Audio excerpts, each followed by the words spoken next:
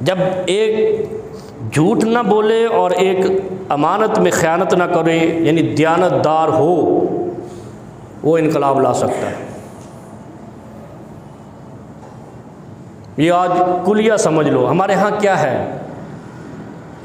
ہمارے ہاں کچھ دو طبقے ہیں، طبقاتی تقسیم ہے۔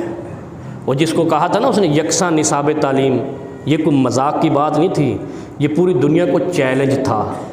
عرب و عجم میں چلے جاؤ، مغرب و مشرق میں چلے جاؤ، دو طبقاتی نظام ہے۔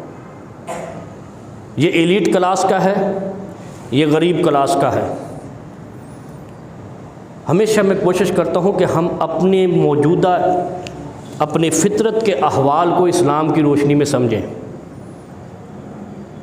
اس لیے سادگی سے میں اسلام کو پھیلانے کی، کھولنے کی کوشش کرتا ہوں۔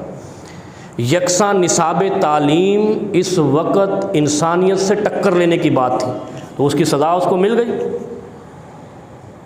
دنیا اس وقت دو طبقوں میں ہے، ایلیٹ کلاس میں ہے، غریب کلاس میں ہے۔ اور ایلیٹ کلاس وہ ہوتی ہے جو ایلیٹ لوگوں نے اپنا ایک نظام زندگی اور ایک اپنا سلیبس اور اپنا نصاب بنا رکھا ہے۔